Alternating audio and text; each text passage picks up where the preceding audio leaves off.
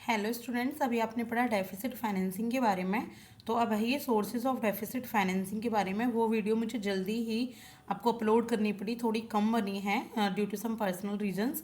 तो deficit financing मैंने आपको समझा दिया था कि क्या होता है कि जब एक्सपेंडिचर ज़्यादा होता है गवर्नमेंट का और उस एक्सपेंडिचर तो फिर गवर्नमेंट के पास डेफिसिट हो जाता है, यानी कि पैसे की कमी हो जाती है, घाटा हो जाता है। तो उसको मीट करने के लिए, उसको बैलेंस में लाने के लिए गवर्नमेंट को कुछ फाइनेंसिंग करनी होती है, यानी कि कुछ फंड लेना होता है पब्लिक से या आपका ग्रांट के थ्रू या फिर आपका प्राइवेटाइजेशन करके। तो इसको कहते हैं हम डेफिसिट फाइनेंसिंग। तो सोर्सेज क्या है डेफिसिट फाइनेंसिंग के? देखिए, सबसे पहले है external grant. External grant most preferred source है फाइनेंसिंग का, और इसमें कोई भी लायबिलिटी इंक्लूड नहीं होती, यानी कि गवर्नमेंट को इसमें पैसा वापस नहीं देना होता। और ये बाहर से आपको, जैसे किसी और देश से आपको ग्रांट्स मिल जाती हैं, तो इसको कहते हैं हम एक्सटर्नल ग्रांट्स। इसके बाद है एक्सटर्नल बोरोइंग्स। तो देखिए, एक्सटर्नल बोरोइंग क्या होती है?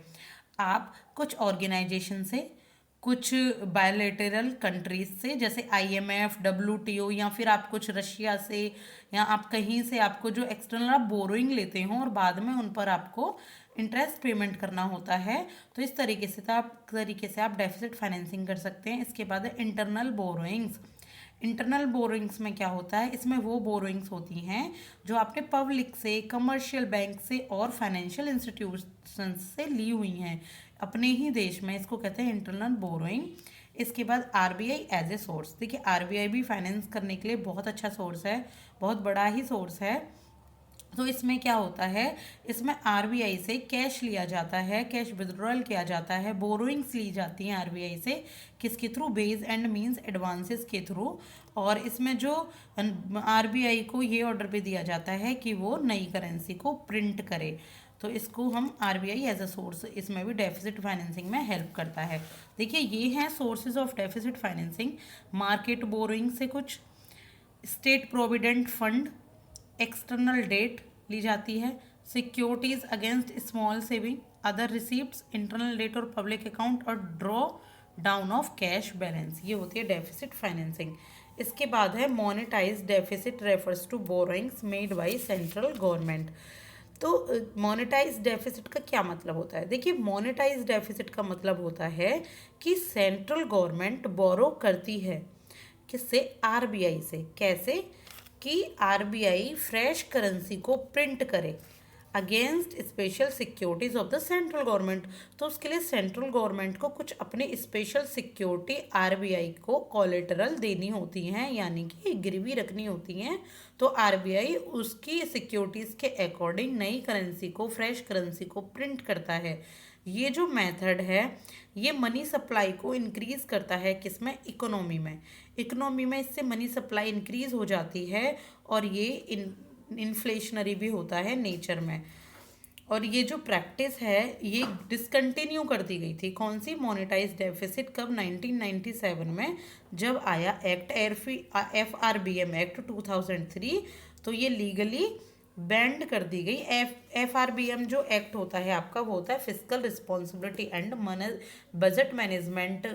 एफआरबीएम एक्ट 2003 में ये आया था। इसके बाद इसमें काफ़ी सारे इम्प्रूवाइजेशन भी हुए हैं। तो इससे क्या होता है कि ये बजट से रिलेटेड और फिजिकल से रिलेटेड जो भी रिस्पॉन्सिबिलिटी होती हैं, ये उनको मेंटेन करता है। और इसके बाद हम देखेंगे फिजिकल कंसोलिडेशन क्या होता है। इसमें वो पॉलिसीज और वो आपकी वेज होते हैं जिससे आप फिजिकल डेफिसिट को रिड्यूस कर पाए ऊपर। यानी कि फाइनेंसिंग में, डेफिसिट फाइनेंसिंग में तो ये था कि पैसे आप कहाँ से जुटाएं, फाइनेंस कहाँ से जुटाएं, लेकिन फिजिकल कंसोलिडेशन किस तरीके से आप रिड्यूस करेंगे फिजिकल डेफिसिट को, तो इसमें वो सारी पॉलिसीज दी गई हैं। तो सबसे पहले हम देखेंगे रिडक्शन ऑफ पब्लिक एक्सपेंडिचर। सबसे पहली बात, जो पब्लिक एक्सपेंडिचर है उनको रिड्यूस किया जाए, यानी कि जो गवर्नमेंट पब्लिक पर पैसा खर्च कर रही है उसको कम कर दे। जैसे रैशनलाइजेशन ऑफ सब्सिडीज।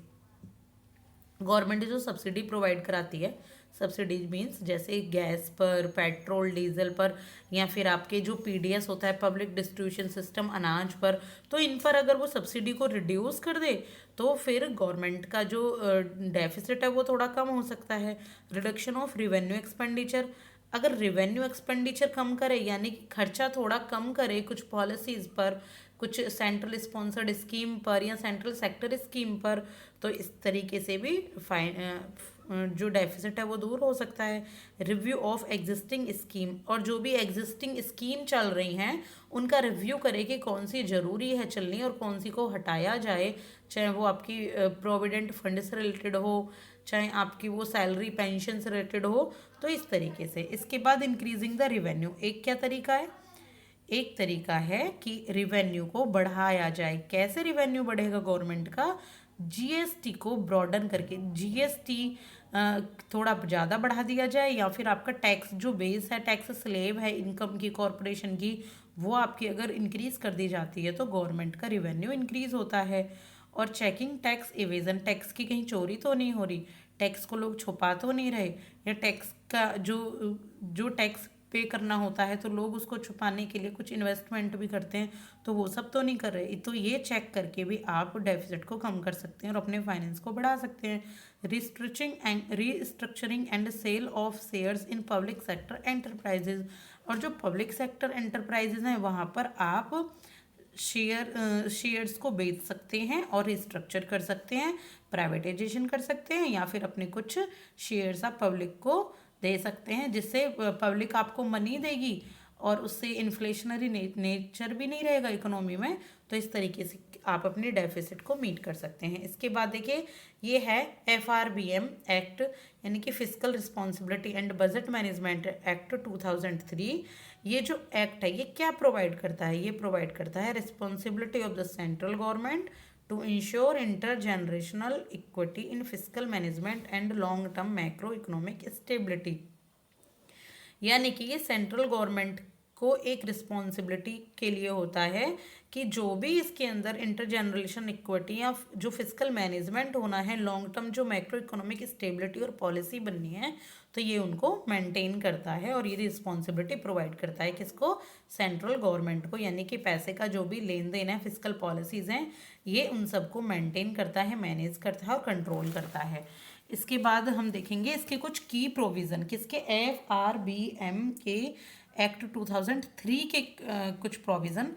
तो इसका जो प्रोविज़न था फर्स्ट इज कि 3% जो GDP होती है फिजिकल डेफिसिट को का जो टारगेट है वो इतना ही रखना है, यानी कि फिजिकल डेफिसिट को 3% ऑफ GDP तक लाना है। पहले ज़्यादा फिजिकल डेफिसिट हुआ करता था, कब तक, 2008 to 9 में। देखिए पुराना है लेकिन ये डेटा पढ़ना भी बहुत ज़रूरी है, कभी कभी इससे रिलेटेड भी क्वेश्चन एग्जाम्स में आते हैं।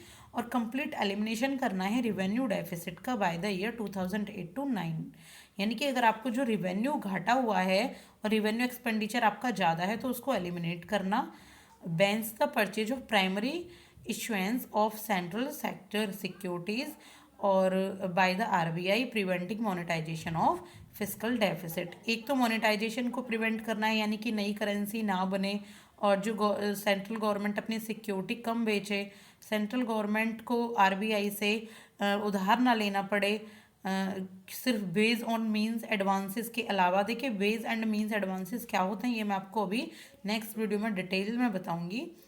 तो लेकिन ये बस कुछ ऐसे तरीके होते हैं जिससे गवर्नमेंट अपना फाइनेंस इंक्रीज कर सकती है। रिवेन्यू डेफिसिट और फिजिकल डेफिसिट का जो टारगेट है वो नेशनल सिक्योरिटी, कैलेमिटी और जो दूसरे एक्सेप्शनल ग्राउंड्स होते हैं बस वहीं पर होनी चाहिए, रिवेन्यू डेफिसिट और फिजिकल डेफिसिट। इसके अलावा फिजिकल डेफिसिट छोटी मोटी बातों के लिए नहीं होनी चाहिए। सेंट्रल गवर्नमेंट हैज़ टू ले before both house of parliament 3 statement. Central government को जो दोनों हाउस हैं पार्लियामेंट के उसमें 3 स्टेटमेंट आपको देनी होती हैं। Medium term physical policy statement देनी होगी और फिजिकल पॉलिसी स्ट्रेटेजी स्टेटमेंट और मैक्रो इकोनॉमिक फ्रेमवर्क स्टेटमेंट। यानी कि एक तो जो मीडियम टर्म है उसके बारे में जो फिजिकल पॉलिसी आपने बनाई है उसकी स्टेटमेंट देनी होगी, फिजिकल पॉलिसी किस तरीके से बनाई जाएगी उसकी स्ट्रेटेजी स्टेटमेंट ये देगा और मैक्रो इकोनॉमिक फ्रेमवर्क स्टेटमेंट देगा। फिर FRBM में कुछ अमेंडमेंट भी हुए, ये हुए 2012 में। FRBM 2.0 के नाम से इसको बताया गया। इसने इफेक्टिव रिवेन्यू डेफिसिट को इंट्रोड्यूस किया, ये मैंने आपको पिछली वीडियो में बताया था, और कंप्लीट एलिमिनेशन कर दिया था 2015 में। Medium term expenditure statement to be placed before the parliament along the union budget. Union budget के साथ साथ मीडियम टर्म एक्सपेंडिचर स्टेटमेंट को भी रखा गया, प्लेस किया गया। तो ये है FRBM अमेंडमेंट एक्ट 2012 के बारे में। इसकी एक NK सिंह कमेटी है, इसने भी कुछ रिकमेंडेशन दी थी। आप इनको बेशक इस तरीके से पढ़ लीजिएगा, तो क्योंकि ये थोड़ी फैक्ट बेस्ड है। फैक्ट बेस्ड पढ़ाऊंगी तो आप थोड़ा बोरिंग होंगे। आप इससे तो या तो इन्हें इस तरीके से पढ़ लीजिए, या ये बहुत ज़्यादा इंपॉर्टेंट नहीं है क्योंकि बहुत इंटरनली और बहुत फैक्ट बेस्ड है। इसके बाद देखिए ये टोटल लाइबिलिटी है गवर्नमेंट की। टोटल लाइबिलिटी क्या क्या होती हैं? देखिए पब्लिक डेट होता है सबसे पहले तो, और इसके बाद होता है public accounts liability and extra budgetary resources of budget financing. और इसके बारे में मैं आपको नेक्स्ट वीडियो में बताऊंगी। ये देखिए ये है वेज एंड मीन्स एडवांसेस। अभी वीडियो बहुत लंबी हो जाएगी, आप प्लीज़ इसको देखना मत भूलिएगा। Like and subscribe for more videos. Thank you so much.